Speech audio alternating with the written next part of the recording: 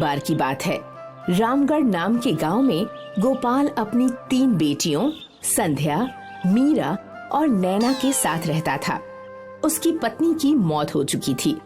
गोपाल बहुत मेहनत करके गुजारा कर रहा था। एक दिन, अगर यही हालात रहे तो मैं अपनी बेटियों की शादी कैसे करूंगा?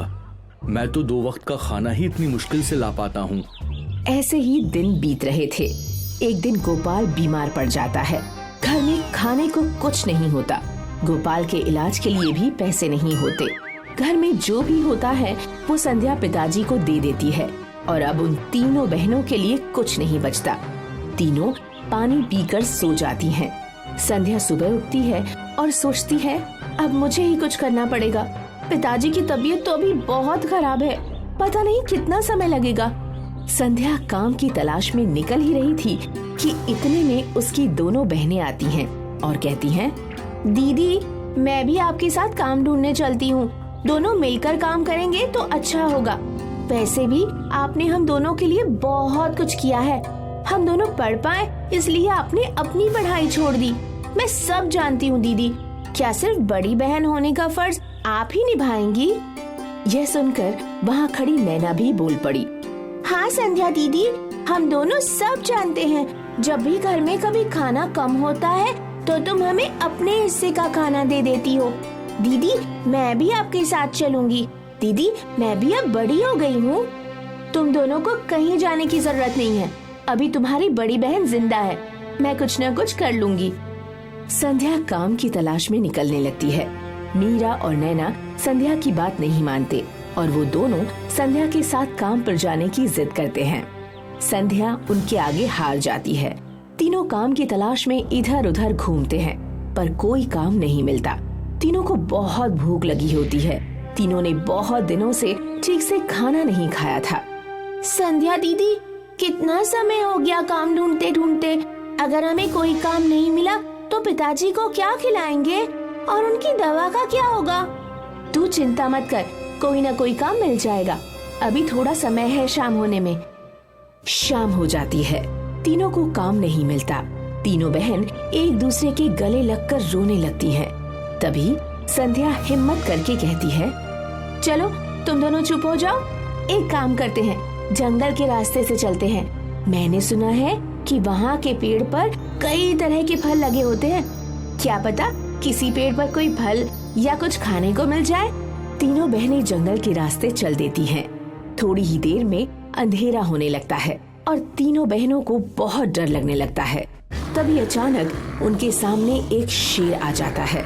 उसे देखकर तीनों की हालत डर के मारे खराब होने लगती है।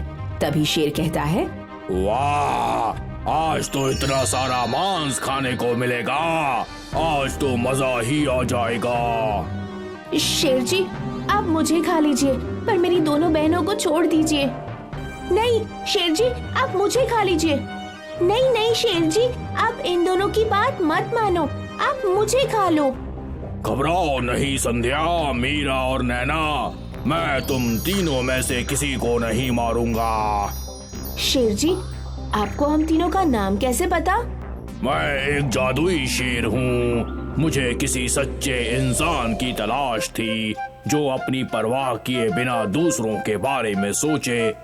ऐसे इंसान की मदद करने से ही मुझे मुक्ति मिलेगी। मैं जानता हूँ तुम तीनों यहाँ क्यों भटक रही हो। तभी शेर अपने जादू से तीनों के सामने एक एक जादुई चूल्हा रख देता है और कहता है, ये तीनों जादुई चूल्हे हैं। संध्या, इस चूल्हे पर तुम जो भी बनाओगी वो भोजन कभी कम नहीं पड़ेगा। और मीरा, तुम अपने चूल्हे पर जो भी बनाओगी वो बहुत मीठा और स्वादिष्ट बनेगा। और नैना, तुम अपने चूल्हे पर जो भी बनाओगी वो क्या कहते हैं उसे चाइनीज भोजन में बदल जाएगा और बहुत स्वादिष्ट भी होगा। इन चूल्हों का हमेशा सही इस्तेमाल करना और बने हुए खाने को बर्बाद मत करना। ये कहकर शेर गायब हो जाता है। तीनों बहनें जादुई चूल्हे को लेकर घर आ जाती हैं और पिताजी को सब बताती हैं। अब उन सब की जिंदगी बड़े आराम से कट रही है। अब गोपाल भी काम पर नहीं जाता था। अब मीरा और नैना दोनों उस जादुई चूल्हे पर बहुत सारा खाना बना लेती और उसे बर्बाद करती थीं। गोपाल और संध्या ने दोनों को ऐसा ना करने को कहा। एक दिन, मीरा, नैना, तुम दोनों इस जादुई चूल्हे का गलत इस्तेमाल कर रही हो। तुम दोनों को अपनी जरूरत के हिसाब से ही खाना बनाना चाहिए। मीरा और नैना पर संध्या की बात का कोई असर नहीं पड़ता।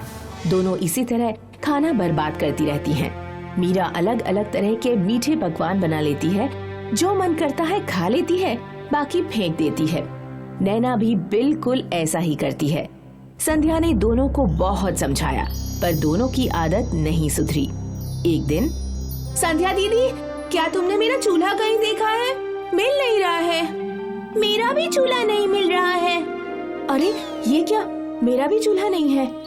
तभी गोपाल आता है और सारी बातें सुनने के बाद कहता है, मीरा और नैना, मैंने और संध्या ने तुम दोनों को कितना मना किया कि ऐसे खाना बर्बाद ना करो। जादुई चूल्हे पर जरूरत के हिसाब से ही खाना बनाओ, पर तुम दोनों को कुछ समझ नहीं आ रहा था और आज तुम्हारी वजह से संध्या का चूल्हा भी गायब हो गया।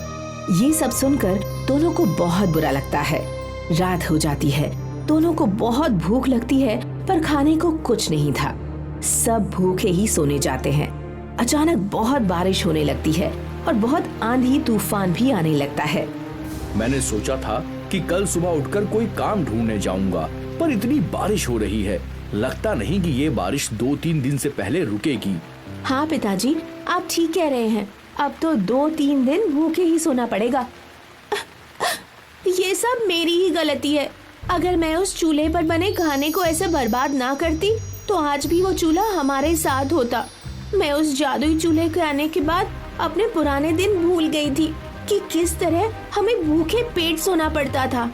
मीरा दीदी, तुम ठीक कहती हो। ये सब हम दोनों की गलती से हुआ है और हमारी वजह से संध्या दीदी का चूल्हा भी गायब हो गया। ये कहकर दोनों रोने लगती हैं। संध्या उनके पास जाकर दोनों को चुप करवाती है और कहती है, चुप हो जाओ, तुम दोनों को अपनी गलती का एहसास हो गया, यही बहुत है। भगवान सब ठीक करेंगे। गोपाल और तीनों बहनें सो जाती हैं और अगली सुबह जब मीरा और नैना उठती हैं तो देखती हैं कि आंगन में तीनों के जादुई चूल्हे रखे हैं। अरे ये तो हमारे ही जादुई चूल्हे हैं। हाँ, ये हमारे ही जादुई चूल्हे हैं, जो कि मैंने ही छुपाए थे तुम दोनों को सबक सिखाने के लिए। मैंने और पिताजी ने ये योजना बनाई थी, क्योंकि हम दोनों ने तुम्हें कितना मना किया कि ऐसे खाना बर्बाद ना करो, पर तुम दोनों ने एक ना सुनी। संध्या दीदी, तुमने अच्छा किया ऐसा करके। हम दोनों भूल गए थे कि भूख क्या होती है। हाँ संध्या दीदी, नैना एकदम ठीक कह रही है।